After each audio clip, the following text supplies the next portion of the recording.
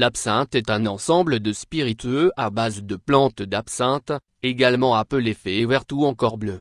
La fabrication, la vente et la consommation de l'absinthe étaient interdites en Suisse de 1910 à 2005 et en France de 1915 à 1988.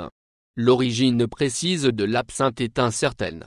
En Égypte ancienne, l'usage médical d'extrait d'absinthe est mentionné dans le papyrus Héber, entre 1600 et 1500 avant Jésus-Christ.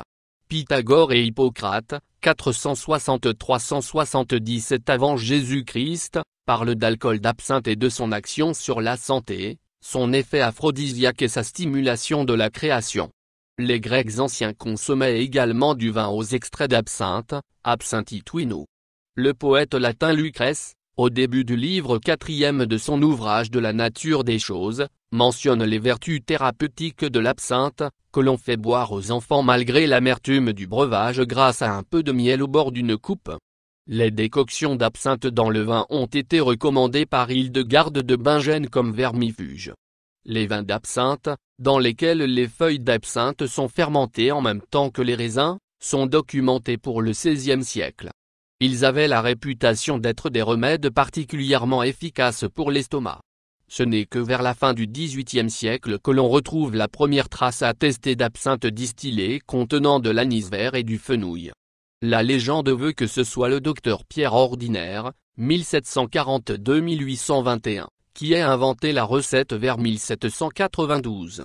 Les travaux de Marie-Claude Delahaye et de Benoît Noël ont montré que cette recette devait également beaucoup à une herboriste suisse du canton de Neuchâtel, Henriette Henriot pour Marie-Claire Delahaye, ou Suzanne Marguerite Henriot, pour Benoît Noël.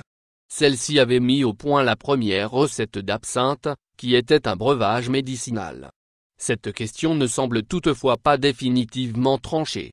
Quoi qu'il en soit, le major Dubié acquiert la recette auprès de la mère Henriot en 1797 et ouvre, avec son gendre Henri-Louis Pernot, dont le père est bouilleur de cru, la première distillerie d'absinthe à Couvet en Suisse. On trouve dans le livre de raison de ce dernier la première recette d'absinthe apéritive, datée de 1797. Il fonde en 1798 la première distillerie, la maison Dubié père et fils.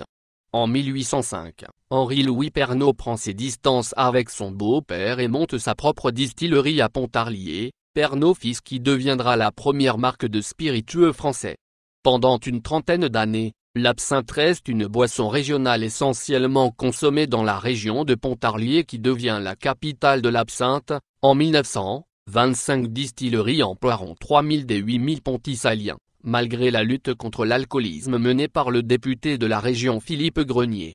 En 1830, les soldats français colonisent l'Algérie et les officiers leur recommandent de diluer quelques gouttes d'absinthe dans l'eau pour faire passer les désagréments de la malaria et de la dysenterie.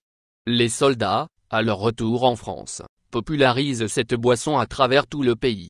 Titrant 68 à 72 degrés dans la bouteille, l'absinthe est alors diluée dans des verres et larges. À un volume d'absinthe sont ajoutés 6 à 7 volumes d'eau fraîche versée goutte à goutte sur un sucre posé sur une cuillère percée, elle-même placée sur le verre afin d'exhaler ses arômes. D'autres amateurs pratiquent une purée dilution moindre jusqu'à la boire pure. Relativement chère au début des années 1850, elle est surtout consommée par la bourgeoisie, devenant la fée verte des boulevards. Puis, sa popularité ne cesse de grandir puisqu'en 1870, début de la guerre franco-prussienne, où l'absinthe représente 90% des apéritifs consommés en France. En 1860, à Avignon, Jules-François Pernot fonde la société Jules Pernot, d'abord spécialisée dans l'extraction de la Garance, qu'il transforme en 1872 en société Pernot père et fils, puis à partir de 1884, il se lance dans la distillation de l'extrait d'absinthe dans son usine de Montfavet. La production d'absinthe augmente, entraînant une diminution des prix et une popularité grandissante. La période de 1880 à 1914, début de la Première Guerre mondiale, marque une explosion de la production et une chute drastique des prix. La production française passe de 700 000 litres en 1874, à 36 millions de litres en 1910. Des absinthes de mauvaise qualité, surnommé sulfate de zinc en raison de la coloration obtenue grâce à ce composé chimique, prolifère. Un verre d'absinthe est alors moins cher qu'un verre de vin. À cette époque, la Franche-Comté compte à elle seule une cinquantaine de distilleries. Mais aussi Paris, 70 distilleries, Bordeaux, environ 50, Marseille, 45, Lyon, environ 20, Dijon, environ 10. La France compte alors 1 millier de marques d'absinthe.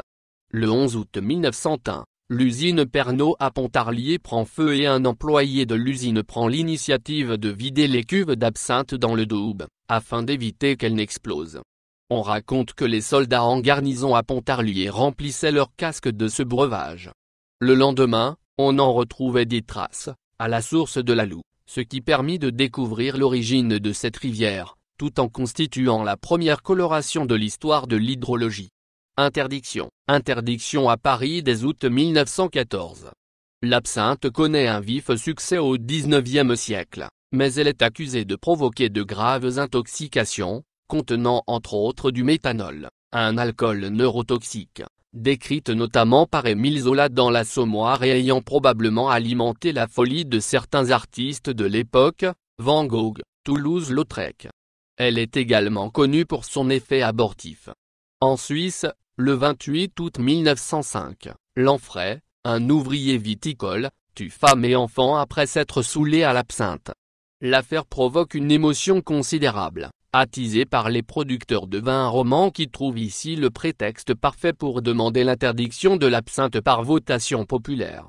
Le 5 juillet 1908, le peuple suisse vote sa pénalisation, 63,5% des votants, interdisant la fabrication, l'importation, le transport, la vente, la détention pour la vente de la liqueur dite absinthe dans toute l'étendue de la Confédération.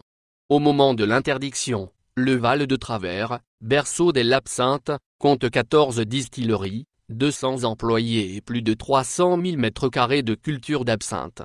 Dès 1875, les ligues anti-alcooliques, groupées autour de Louis Pasteur et de Claude Bernard et qui seront à l'origine de l'Association nationale de prévention en alcoolologie et addictologie, les syndicats, l'Église catholique, les médecins hygiénistes, la presse, se mobilisent contre l'absinthe qui rend fou. En 1906, la Ligue nationale française anti-alcoolique recueille 400 000 signatures dans une pétition. En 1907, une grande manifestation, à l'instigation du journal Le Matin et soutenue par les ligues anti-alcooliques, a lieu à Paris. Leur mot d'ordre, tous pour le vin, contre l'absinthe. L'Académie de médecine crée même le terme absinthisme pour désigner un alcoolisme à l'absinthe, qui tient compte des nombreux méfaits qui lui sont alors attribués, aliénation mentale, épilepsie, convulsions, paralysie périphérique et même tuberculose. En 1908, le groupe anti-alcoolique qui s'est constitué au Sénat, veut faire voter 3 mesures, l'interdiction de l'absinthe, la limitation du nombre des débits de boissons, et la suppression du privilège des bouilleurs de cru. Ceci conduit à son interdiction dans de nombreux pays, en France, par une disposition préfectorale du 16 mars 1915 prise sous l'autorité de l'état de siège, interdiction qui dure jusqu'au 18 mai 2011. En Suisse du 7 octobre 1910 au 1er mars 2005, car les ligues de vertu disaient d'elle qu'elle rend fou et criminel, fait de l'homme une bête et menace l'avenir de notre temps. En réalité, il est clairement dit dans le projet d'interdiction de l'absinthe en France que la boisson est interdite pour lutter contre l'alcoolisme. Lorsque la production d'absinthe commence à être la cible d'une vive campagne contre ses méfaits dès 1907, Jules Félix Pernod a succédé à son père à la tête de l'entreprise familiale.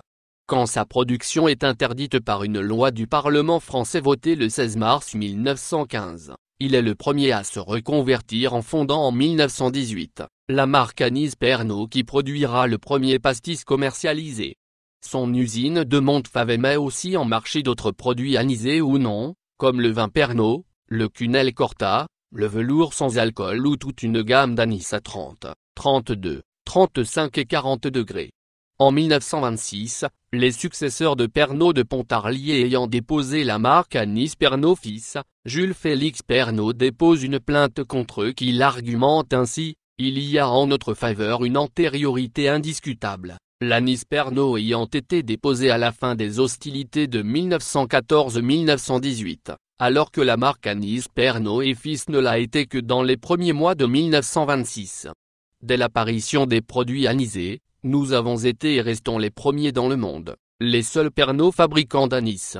Nous ajouterons que notre ancien concurrent Pernod Fils, dont nous ne contestons nullement l'existence en tant que marque d'absinthe, n'a aucun droit à l'appellation Pernod pour l'anis. Le succès de notre marque Pernod a fait et fera des envieux, nous en aurons raison. Le procès est gagné en première instance et il est fait appel. Jules Félix Pernod décédé en 1928 mais le 4 décembre de cette même année, les deux établissements d'Avignon et de Pontarlier fusionnent pour devenir les établissements Pernod. Après l'interdiction de la fabrication, de la vente et de la consommation de l'absinthe et de ses similaires, d'autres anciennes marques d'absinthe se reconvertissent dans des anisés sans sucre qui se préparent comme l'absinthe. L'État autorise en 1920 la présence d'anis dans les spiritueux à 30 degrés maximum avec un minimum de 200 g de sucre et ne devant pas avoir la couleur verte feuille morte qui rappelle l'absinthe. En 1932, année de la libéralisation des anisés dont la teneur en sucre est déréglementée, le degré est relevé à 40 degrés, ce qui les fait passer de statut de digestif à celui d'apéritif. Paul Ricard invente le pastis de Marseille qui est le premier anisé à connaître un succès presque équivalent à celui de l'absinthe. En 1938, les anisés peuvent titrer 45 degrés, ce qui permet la dissolution dans l'alcool de plus d'huile essentielle d'anis, ce qui donne alors à cette boisson toute sa saveur. Rétablissement le 2 novembre 1988, un décret, signé par Michel Rocard, autorise et réglemente la présence de thuillone, principale molécule de l'huile essentielle d'absinthe, présente dans la grande et la petite absinthe, dans les boissons et l'alimentation, ce qui permet techniquement de produire à nouveau de l'absinthe en France. En 1999, la première absinthe française depuis 1915 est produite, la Versainte verte, qui contient de la grande absinthe.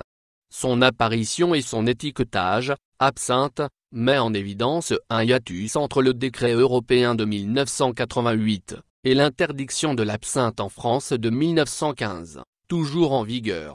Plutôt que d'abolir cette loi, le gouvernement part au plus pressé en votant un aménagement du décret et en attribuant une nouvelle appellation légale à l'absinthe, spiritueux aromatisé à la plante d'absinthe, et en complétant la réglementation européenne, 35 mg par litre de thuillone maximum, d'un taux de fanchone et de pinocamphone à ne pas dépasser, respectivement 5 mg par litre et 10 mg par litre. Depuis le 1er mars 2005, la distillation de l'absinthe est à nouveau autorisée en Suisse, afin de pouvoir demander une AOC et ainsi protéger l'appellation, à condition, entre autres, que la teneur en thuillone ne dépasse pas 35 mg par litre. En 1999, au Brésil, a été prise par l'entrepreneur Lalo Zanini et légalisée dans la même année, mais a dû s'adapter à la loi brésilienne.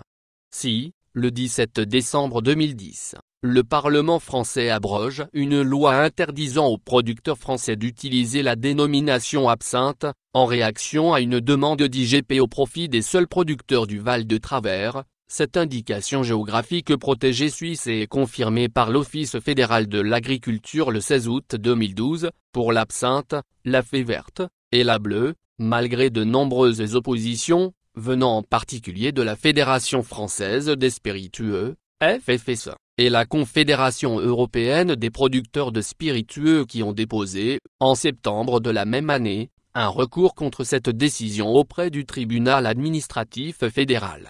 Ce dernier donnera raison aux opposants le 8 août 2014, en refusant d'accorder l'IGP au Val de Travers. L'absinthe aujourd'hui. L'absinthe, comme autrefois, titre entre 45 degrés et 90 degrés.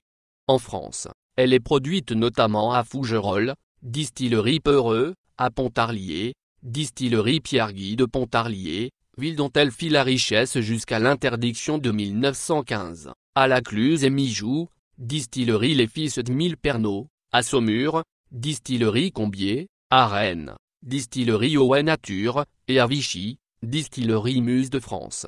Une des plus vieilles distilleries de France, la distillerie Chéry Rocher située en Isère, produit également 7 absinthes différentes.